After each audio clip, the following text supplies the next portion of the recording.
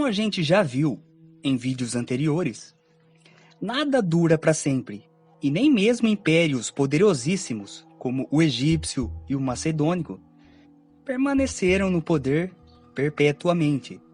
No século V depois de Cristo, vários povos, chamados pelos romanos de bárbaros, como os anglos e saxões, os francos, os godos, os hunos e vários outros, começaram pouco a pouco a invadir os domínios do Império Romano.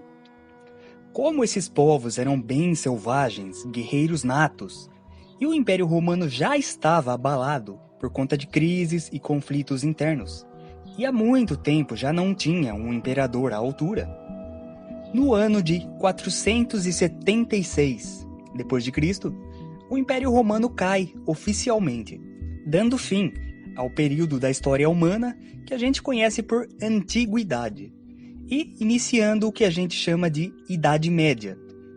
Mas não pensem que a queda do Império Romano pelos povos bárbaros representou seu fim. Ainda no século III, os domínios do Império se expandiram tanto que era praticamente impossível que apenas uma pessoa cuidasse de tudo. Então, o Império foi dividido em Império do Oriente e Império do Ocidente.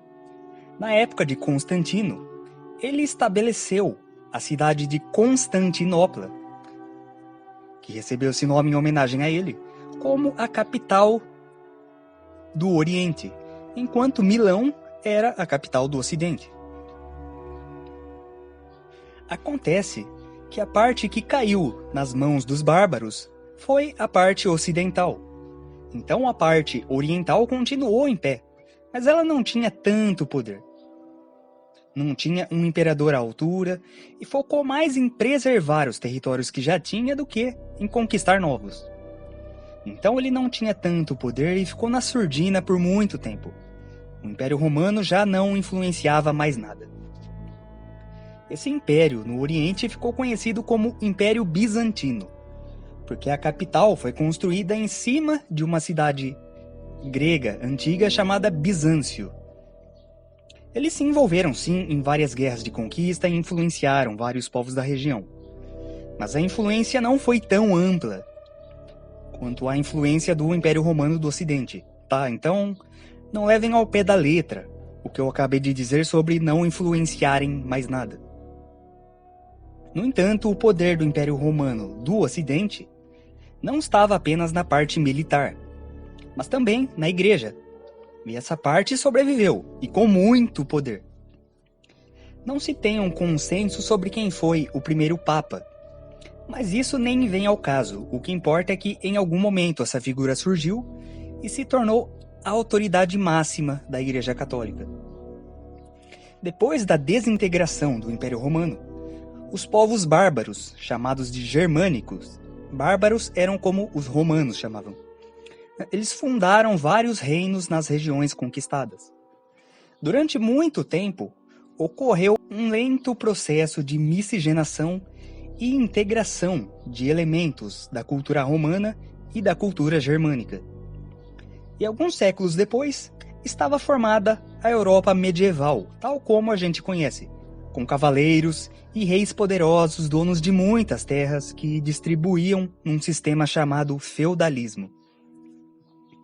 Nesse meio tempo de conquistas e estabilização, a Igreja conseguiu permanecer como uma instituição unida e passou a acumular várias extensões de terras e outros bens materiais.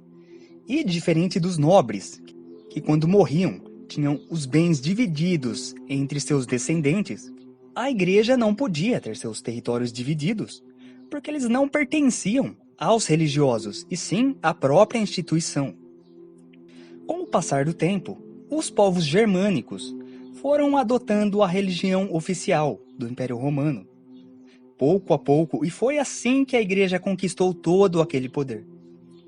Então agora, além de controlar toda a espiritualidade, a Igreja tinha um vasto poder material e tinha os reis e a nobreza em suas mãos. E assim se inicia a pior época pela qual o esoterismo passou. Todo conhecimento relacionado à espiritualidade deveria permanecer oculto, e agora não era apenas para não cair nas mãos erradas, mas também para que as pessoas não fossem excomungadas e mortas.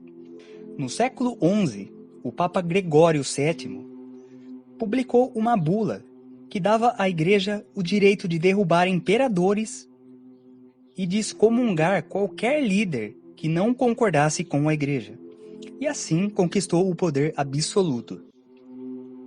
Nessa época surgem as famosas cruzadas, mas para entrar nisso a gente precisa voltar um pouquinho na história e ir para outra região, a Península Arábica. Essa região sempre foi mercante, desde o primeiro milênio a.C. Ali viviam povos de origem semita, tal como os hebreus. Por serem comerciantes, esses povos organizavam caravanas e iam para vários lugares nos quais entravam em contato com várias religiões. E por causa disso, o povo árabe desenvolveu um grande sincretismo religioso. Eles cultuavam vários deuses e adoravam até objetos inanimados, como pedras. A partir do ano 613, um condutor de caravanas, chamado Maomé, passou a dizer que existia um único Deus, a quem ele chamava de Alá, e fundou uma nova religião, que ele chamou de Islã, que quer dizer submissão a Deus. Acontece que durante suas viagens, Maomé aprendeu muito sobre o judaísmo e até mesmo sobre o cristianismo. Reza a lenda que um dia, enquanto ele andava pelo deserto, ele recebeu uma visão do arcanjo Gabriel, que revelou para ele que existia um único Deus, e não aqueles vários cultuados pelos árabes e outros povos, e que o Maomé era um profeta, e que devia passar adiante a mensagem que recebeu. Sendo assim, ele escreve o Alcorão, o livro sagrado do islamismo. Assim como todo líder que surge falando sobre uma nova religião, Maomé foi perseguido, fugiu, passou por várias cidades e conseguiu conquistar várias pessoas e ganhar vários fiéis que cresceram muito e concederam a ele fama e até mesmo poder político. E logo a religião muçulmana se expandiu por toda a Península Arábica. Isso em resumo. Eu ainda vou fazer um vídeo completo só sobre o islamismo. Então, aqui nessa época, as maiores religiões da humanidade que estão presentes e são importantíssimas e influentes até hoje, já estavam formadas. O judaísmo, o cristianismo e o islamismo. E no Oriente, a gente tem o hinduísmo e o budismo. E ao longo dos tempos foram surgindo diversas religiões menores, mas nenhum tão especial quanto essas que eu citei, em especial as 3 primeiras. O judaísmo, nessa época, estava espalhado pelo mundo. Isso porque, depois da morte de Cristo, no ano 70 depois de Cristo, os romanos destruíram Jerusalém, e os judeus foram para várias regiões. É o episódio conhecido como diáspora. Depois disso, os judeus ficaram por quase 2000 anos dispersos por todo o mundo, só voltando para casa em 1948, com a fundação do Estado de Israel, com a ajuda da ONU. Mas isso causou vários conflitos e causa até hoje, porque os muçulmanos dizem que aquele território ali é deles, enquanto que para os judeus o território pertence a eles, porque ali é a terra prometida. E isso gera uma guerra do caramba, aqueles conflitos todos que a gente vê lá. É tudo falta desse pessoal sentar e conversar, né? Mas, enfim. Outra religião dominante nessa época é o cristianismo, que é como se fosse uma evolução, entre aspas, do judaísmo. Ele assimila vários elementos, acredita no mesmo Deus e nos mesmos personagens bíblicos, Abraão, Moisés, etc. E vários dos mesmos livros que compõem a Torá compõem a primeira parte da Bíblia. A diferença é que os judeus preservaram vários costumes antigos, além do calendário, e não acreditam em Jesus. Para eles foi apenas um homem, que na época eles confundiram com o Messias. Messias, segundo as crenças antigas dos judeus, que na época se chamavam hebreus, era um enviado de Deus que viria para libertá-los do jugo romano, causar uma revolução, derrubar o império, e Jesus não fez nada disso. Então, para eles, Jesus não é tão importante. Já os muçulmanos, que são a terceira religião dominante nessa época, consideram Jesus uma figura tão importante quanto o próprio Maomé e quanto Moisés e Abraão. Para vocês verem que eles incorporaram muitos elementos do judaísmo também. Por isso que essas três religiões são chamadas de religiões abraâmicas. Porque acreditam no mesmo Deus e nas mesmas figuras bíblicas, partindo do patriarca Abraão.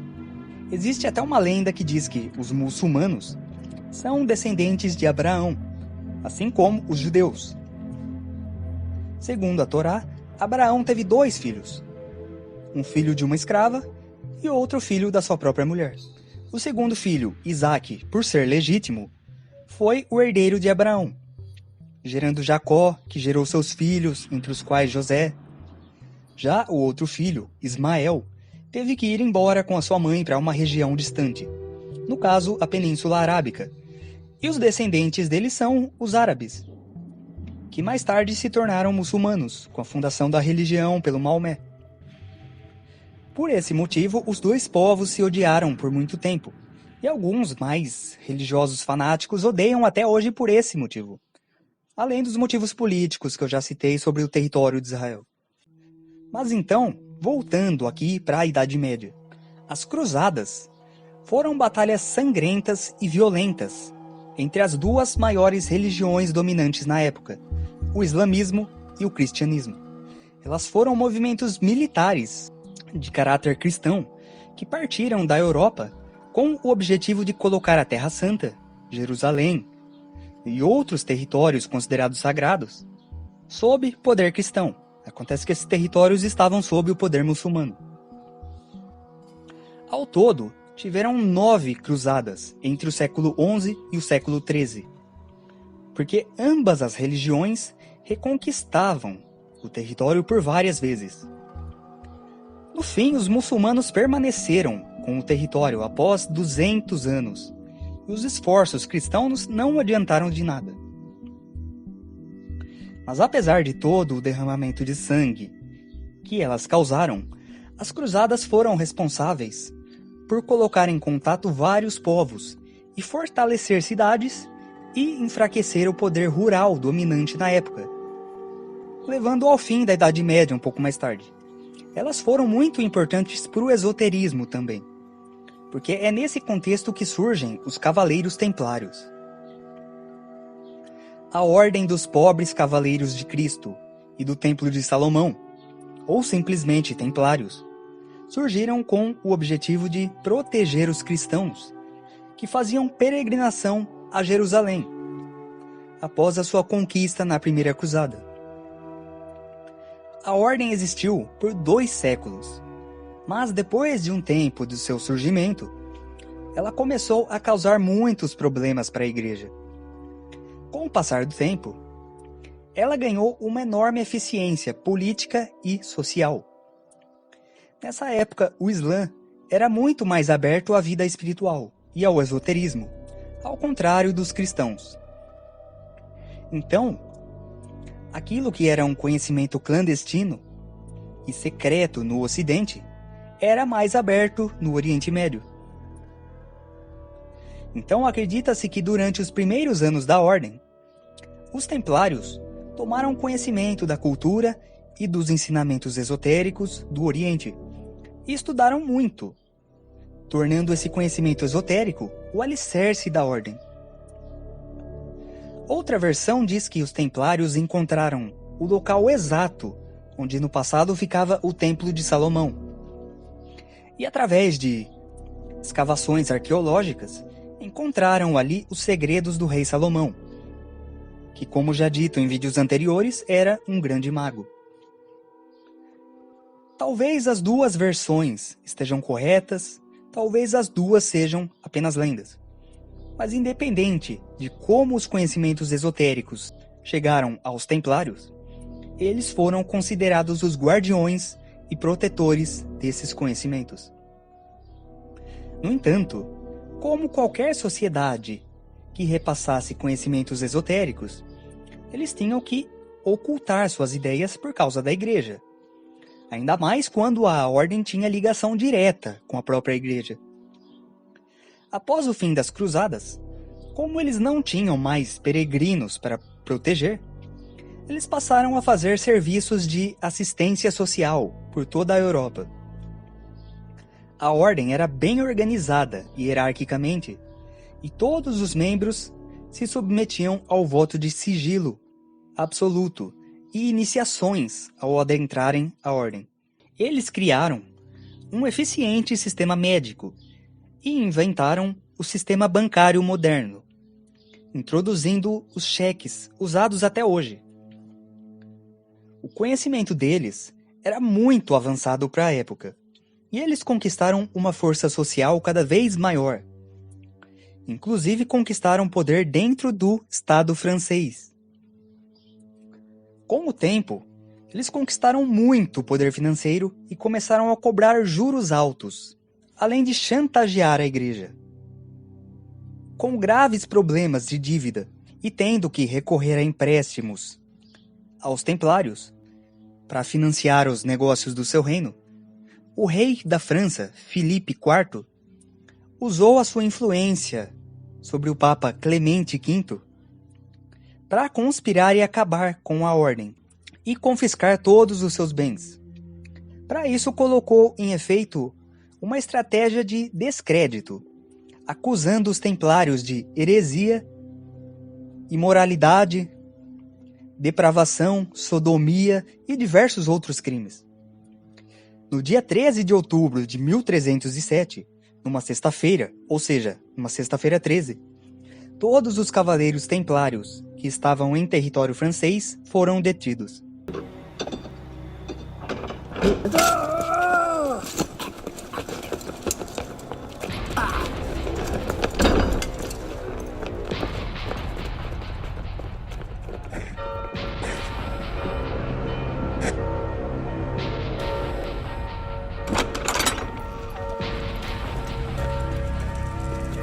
Fomos traídos. Pegai vossas espadas, defendei o templo. Os templários foram acusados de adorar uma entidade chamada Baphomet, aquela famosa figura com cabeça de bode que muitos associam ao diabo até hoje. Bom, se você alguma vez já associou essa figura com o diabo, saiba que ela nunca teve nada a ver com ele. Acontece que para a igreja tudo sempre foi coisa do diabo, então... Na realidade, é bem provável que o Baphomet tenha sido criado por ter semelhança com o deus grego Pan, além de representar um símbolo universal para o esoterismo. As luas representam as relações entre o bem e o mal. Outras interpretações dizem que representam algumas das sefirot da Kabbalah. Já as mãos para cima e para baixo representam o princípio do hermetismo. O que está em cima é como o que está embaixo. Além de ser uma alusão aos caminhos da mão esquerda e da mão direita. O corpo dele forma um hexagrama. Na barriga, a gente vê claramente duas serpentes, símbolo da medicina, e que podem representar também a Kundalini, uma energia relacionada ao sexo, que a gente vai ver no vídeo sobre o esoterismo oriental. O próprio bode é um animal que sempre foi associado com a fertilidade. Além de ser um animal que sobrevive em qualquer lugar, com qualquer clima. E existem várias outras representações esotéricas nela. Então essa figura é tudo, menos do mal, ou diabólica. Na verdade, ela só se tornou popular no século XIX, com um ocultista chamado Eliphas Levi, como a gente vai ver mais pra frente. No entanto, ela foi um dos motivos principais da acusação dos templários. Outra acusação foi a de que eles cuspiam e pisoteavam o crucifixo em seus rituais, o que muito provavelmente era mentira. Mas como a justiça naquela época não exigia provas concretas, essas acusações foram aceitas. Sem contar o fato de que eles confessaram isso, mas na época eles torturavam as pessoas para que elas confessassem os crimes, então eles confessariam qualquer coisa.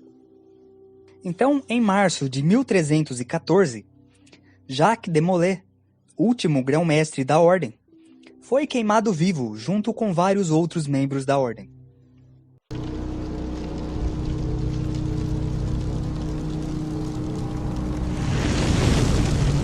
Papa Clemente, escutai-me. Antes do fim deste ano, tu pagarás por teus crimes diante do Deus Todo-Poderoso. E tu, Rei Filipe, não há punição tão hedionda quanto o mal que infligiste ao nosso templo. Eu os amaldiçoo! Maldito seja o teu sangue até a 13ª geração! Estejam amaldiçoados!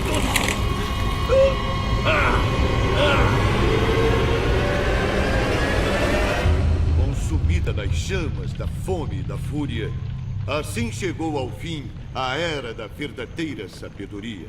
Os Cavaleiros Templários, outrora orgulhosos pastores da ordem, da paz e da luz, já não existiam mais.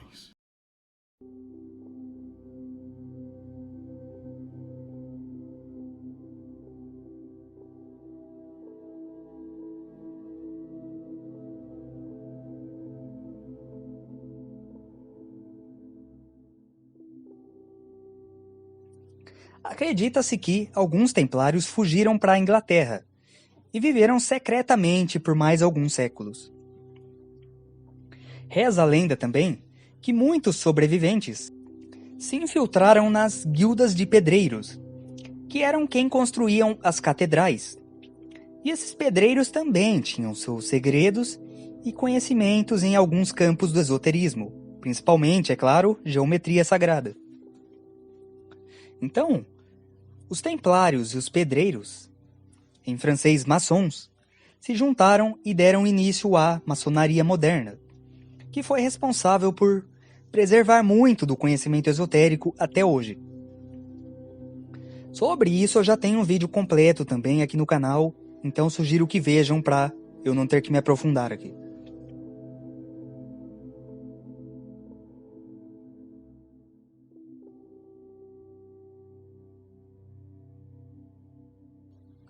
Quase ao mesmo tempo em que os templários eram caçados, no sul da França, a igreja travava outra batalha contra uma comunidade religiosa vista como herética, os cátaros.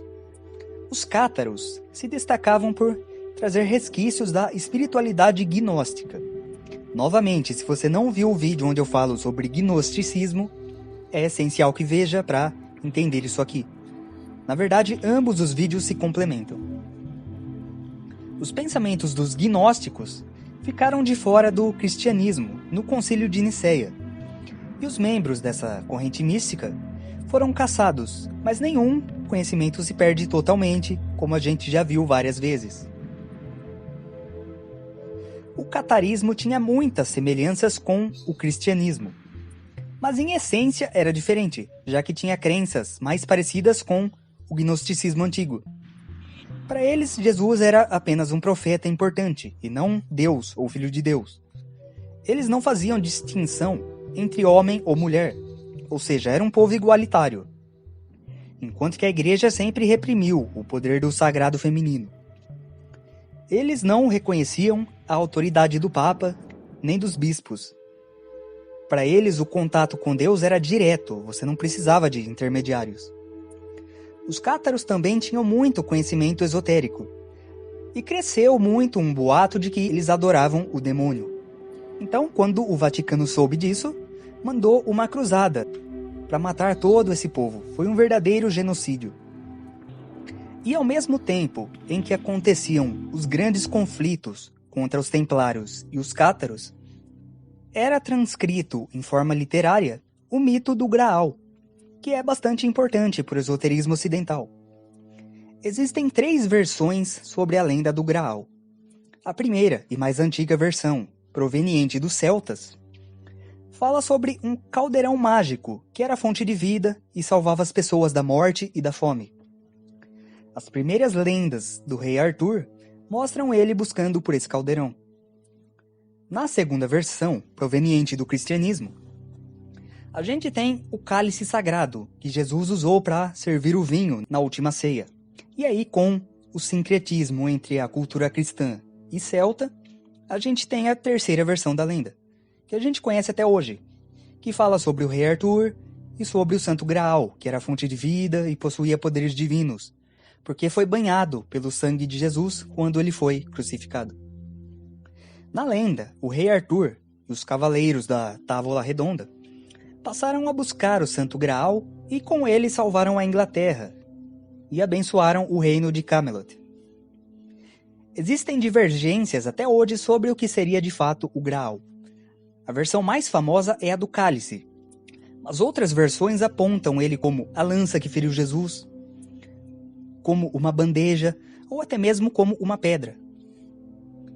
Existe também uma versão que ficou famosa por causa do Código da Vinci, de que o Santo Graal, ou Sangreal em inglês, é um erro de tradução, e que na verdade originalmente significava sang real, em francês, sangue real, referindo-se a Maria Madalena, que teria se casado com Jesus e teve um filho dele.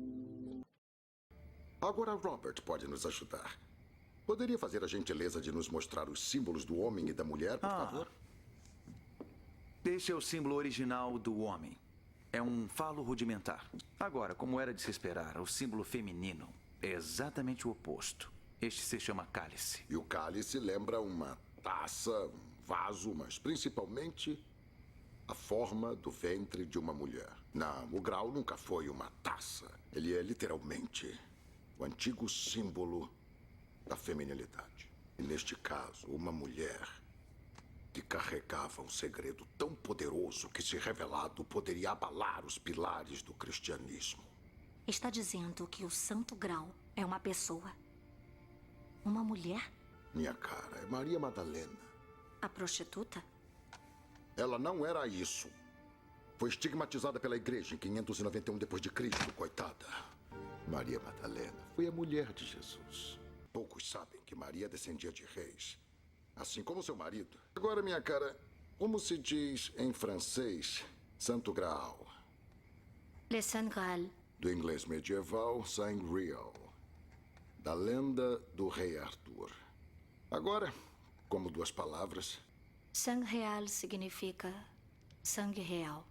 Quando a lenda fala do cálice que continha o sangue de Cristo, ela fala, na verdade, do ventre feminino que levava a linhagem do sangue real de Jesus. Maria estava grávida quando Jesus foi crucificado. Segundo essa versão do sangue real, Maria Madalena então foi viver no sul da França, sendo ela a fundadora do catarismo. Independente do Graal ter existido ou não, e caso tenha existido, independente do que ele era realmente, reza a lenda que os templários estavam em posse dele. No caso, a versão mais lógica e aceita é a de que os templários conheciam o segredo dos cátaros sobre Maria Madalena, e não que eles estivessem em posse de algum objeto mágico. Como ambos os povos foram caçados e mortos, a gente talvez nunca saiba. Mas faz sentido, já que esse poder poderia abalar os pilares da igreja. Muita coisa se perdeu, muita coisa foi distorcida. A gente tem inúmeras versões da história e cada um acredita na que achar mais coerente. O fato é que, como a gente viu, existia uma ligação entre os três assuntos que foram abordados aqui: os templários, os cátaros e o Graal. Como a gente bem viu, nessa época, o poder da igreja era imenso e qualquer um que ousasse desafiá-la tinha um trágico fim. Mas, por incrível que pareça, os conhecimentos esotéricos nunca se perderam. Não apenas por sempre ter pessoas que levaram adiante, mas também porque ele fica alojado no inconsciente coletivo. Mesmo assim, ele precisou permanecer oculto por mais de 1000 anos. Porque mesmo com o fim da Idade Média, que a gente vai ver no próximo vídeo, a igreja ainda tinha muito poder. Esse vídeo aqui, como vocês perceberam, foi um pouco mais longo que os anteriores, porque eu já quis cobrir esse período da Idade Média de uma única vez. E é claro, deu muito trabalho fazer ele. Horas e horas e horas. E eu quase não ganho para isso, então é mais do que justo que vocês deixem o like.